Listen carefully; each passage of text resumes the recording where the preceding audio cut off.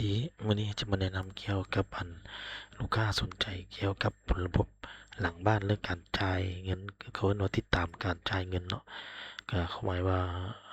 เขาเรียกว่าสรุปรายจ่ายของแต่ละเดือนเนาะรายจ่ายของแต่ละเดือนแล้วก็สรุปประจำเดือนว่ามีรายรับรายจ่ายเท่าไหร่ขาดทุนเท่าไหร่เนาะอันนี้ครับเขาจะตัวอย่างคร่าวๆเขาจะมาเข้าเรื่องหลังบ้านนี่เพื่อมาเซตค่าเนาะ เสร็จขาดเนี่ยทำอิฐแม่นเขาจะเว้าเรื่องมาเข้าตัวหมวดหมู่นี่ก่อนเนาะหมวดหมู่เนี่ยเขาหมายว่าเขาจะมาตั้งรายการจ่ายเขามีอย่างแน่เกิดขึ้นเนาะเขาต้องมาเฮ็ดรายตั้งค่าหมวดหมู่นี่ก่อนเข้าหมวดหมู่แล้วเขาจะมาเข้าตัวหมวดรายจ่ายหมวดรับรายจ่ายเนาะหมวดรับรายจ่ายก็จะบ่ได้มีหยัง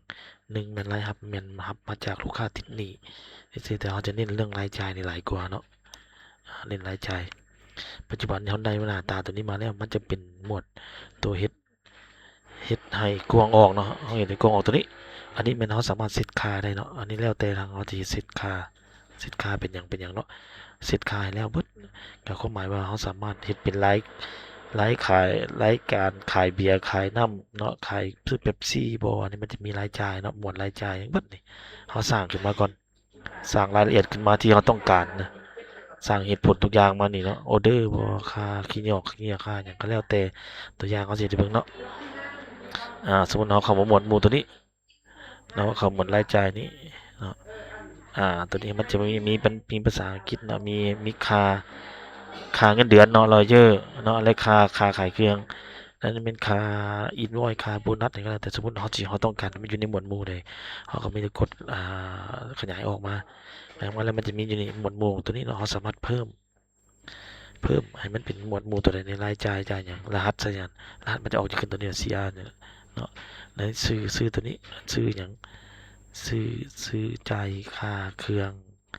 น้ำดื่มเป๊ปซี่บอกก็ได้เนาะอันนี้เป็นหมวดรายจ่ายใน Pay in Pay out เนาะมันจะมีตัวนี้แต่มันก็จะมีอยู่ในนี้แหละเราก็สามารถเพิ่มได้อีกเนาะเพื่ออ่านคำบอกมากดลงเนี่ยมันอยู่ในกลุ่มหมวดใดอันนี้ก็นี้เราสร้างแล้วเนาะตัวนี้ว่าเราสิสร้างคร่าวๆให้เบิ่งแบบอันนี้วิธีการสร้างซื่อแต่ว่าลูกค้าสามารถสร้างเองได้เลยเนาะหมวดรายจ่ายนี่รายรับรายจ่ายแต่เราสิเว้าเรื่องรายจ่ายก่อนเนาะเฮ็ดขึ้นมาสร้างขึ้นมาเบิดแล้วอันนี้มันรหัสอันที่ใส่หยังก็แล้วแต่เนาะอันนี้เป็นวิธีการใส่เพื่อเจ้าของร้านสิจื้อเนาะแล้วก็ซื้อจ่ายค่าน้ำประปาจ่ายค่าขี้เหงื่อก็ได้จ่ายจ่ายจ่ายหือจ่ายค่าขี้เหงื่อเนาะจ่ายค่าขี้เหงื่อจ่ายค่าขี้เหงื่อนี่เนาะอันนี้แม่นรหัสแม่นเราสิใส่11เนาะใส่11ก็ได้ใส่แบบคร่าวๆเบิ่งคล้ายๆกับรหัสบัญชีเลย112 11ก็ได้11ก็ได้11ก็ได้แล้วก็บันทึกไปเนาะเราก็จะมาได้ตัวจ่ายค่าขี้เหงื่อรหัสบันทึกเป็นตัวนี้เราจะเห็นตัวอย่างว่ามันจะมีหยังเกิดขึ้นเนาะอันนี้แม่นแล้วแต่เนาะอันนี้มันตัวอย่างแล้วก็โหลดขึ้นมาหลังจากเอาเซตค่าตัวนี้แล้วเบิดแล้วเราจะมาเว้าเรื่องการจ่ายเงินเนาะกรณีว่าเราจะเฮ็ดเป็นรายจ่ายเดะเราจะต้องมาเข้าตัวหมวดรายจ่ายนี่เนาะบัญชีเงินสดนี่บัญชีเงินสดมาแล้วมันจะมีหมวดรายจ่ายเพิ่มนี้อันนี้จะบ่อธิบายเด้อเนาะอธิบายตรงนี้เป็นหลักก่อนมาติ๊กเข้าตัวนี้เราจะจ่ายของมื้อนี้เราสามารถย้อนหลังคืนได้ว่าจ่ายมื้อใดเพื่อเราเฮ็ดบ่ทันเนาะแต่ว่าสิจ่ายมื้อนี้วันที่10เนาะวันที่10แล้วกดเข้าแบบนี้มันไผผู้รับก็หมายอาจจะแปลเป็นผู้จ่ายแหละ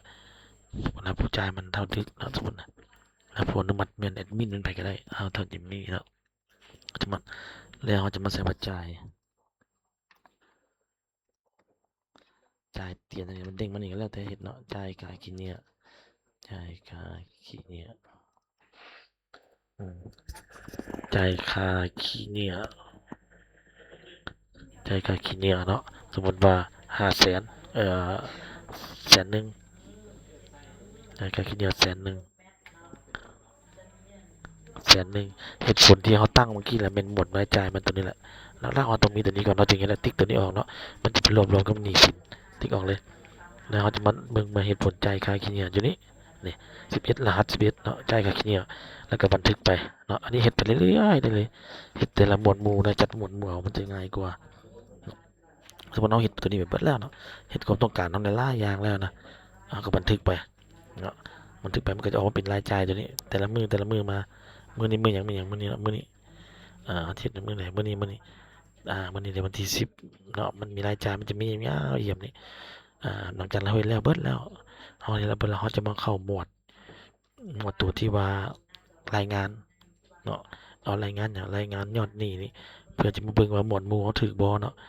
เราก็สามารถจัดหมวดหมู่ติ๊กเข้าตัวนี้3ขีดนี้แล้วมาจัดหมวดมีเดี๋ยวเข้าตัวนี้ลงเข้าหมวดนี้เข้าตัวนี้เข้าบัญชีเงินสดเนาะบัญชีเงินสดแล้วจะมาเข้าตัวนี้หมวดหมู่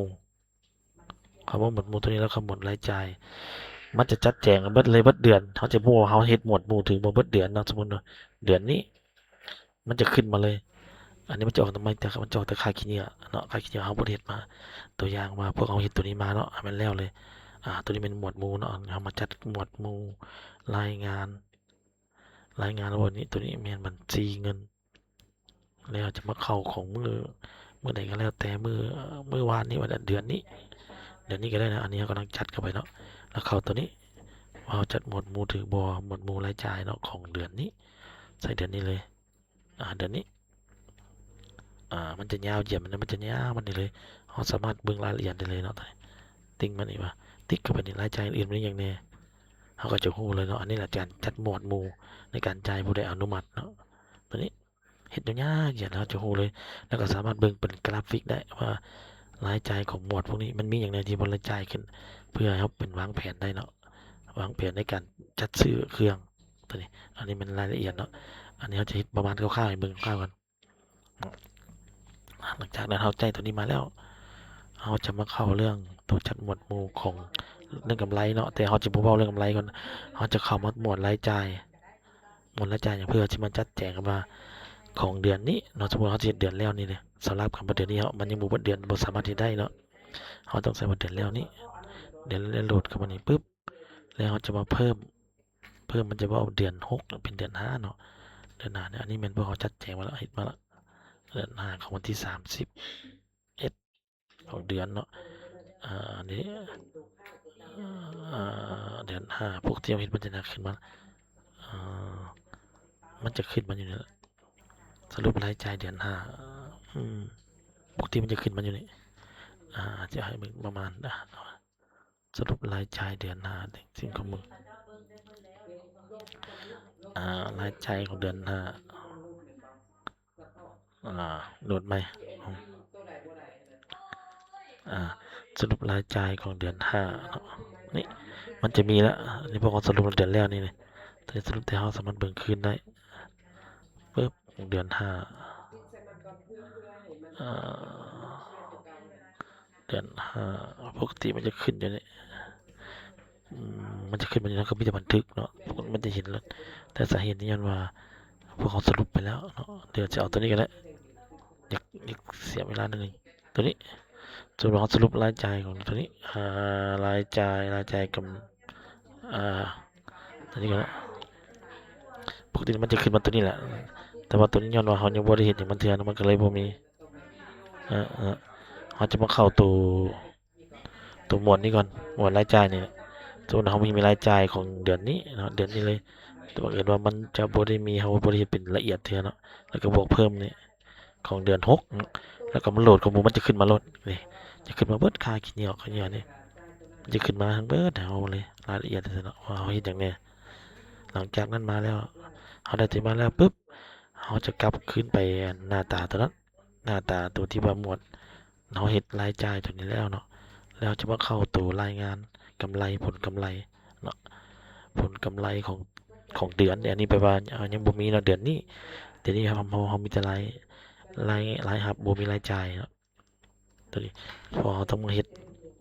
ทุกทีเราต้องมันต้องมาสรุปก่อนตัวอื่นว่าเราเฮ็ดบ่ได้สาเหตุนั้นหยังเนาะสมมุติเฮ็ดให้เบิ่งมันจะกลับไปกลับมาจังรายจ่ายสมมุติเอาตัวเดียวอย่างตัวนึงรายจ่ายตัวนี้เพิ่มของเดือน6เนาะโหลดมาสิเฮ็ดตัวอย่างตัวนี้แล้วก็บันทึกไปเราต้องบันทึกเด้แล้วก็แล้วไปเลยเนาะอันนี้เป็นตัวอย่างตัวเดียวแล้วก็หลังจากนั้นเราได้ตัวนี้แล้วเราจะมาเข้าตัวรายงานแล้วมาเข้ายอดกำไรนะเข้ายอดกำไรมันจะออกมาของเดือนนี้เนาะมันจะมี100,000 ปกติมันจะมีอยู่หลายอยู่ออกมาเนาะกดคล้ายๆนี้ปกติมันจะขึ้นหลายกันมันจะลบรายจ่ายของการแต่ละอย่างมาลบให้รายรับของเดือนแล้วมันจะออกมาเป็นกำไรเนาะอันนี้แม่นหน้าตาที่เขาสรุปหน้าตาผลกำไรให้เบิ่งของเดือนแล้ว แต่หลักๆต้องมีรายจ่ายทุกอย่างมาลบกันเนาะอันนี้มันจะกลับไปกลับมาตัวนี้เขาจะรู้ได้เลยว่าผลกำไรตัวนี้คือตัวนี้แมนเดือนอันนี้มันตัวแท้เขาเห็นบ่ได้มันตัดได้แล้วมันจะออกมาประมาณนี้แหละรายจ่ายของแต่ละเดือนเนาะเดือนแล้วนี้แล้วสุดท้ายมันก็กลับมาหาอยู่ตัวนี้เนาะแล้วมันก็จะรู้ว่ากำไรเท่าไหร่ขาดทุนเท่าไหร่ก็สามารถโหลดได้เป็น Excel มาเบิ่งได้เนาะตัวนี้อันนี้วิธีการเบิ่งรายรับรายจ่ายของการขายอยู่ในระบบตัวนี้เราจะติดตามได้เลยว่าเรามีรายจ่ายอย่างไรขาดทุนหรือกำไรมันจะกลับไปกลับมาอยู่ประมาณนี้เนาะตัวนี้แม่นคร่าวๆที่ว่าให้แนะนำให้โอเคอ่า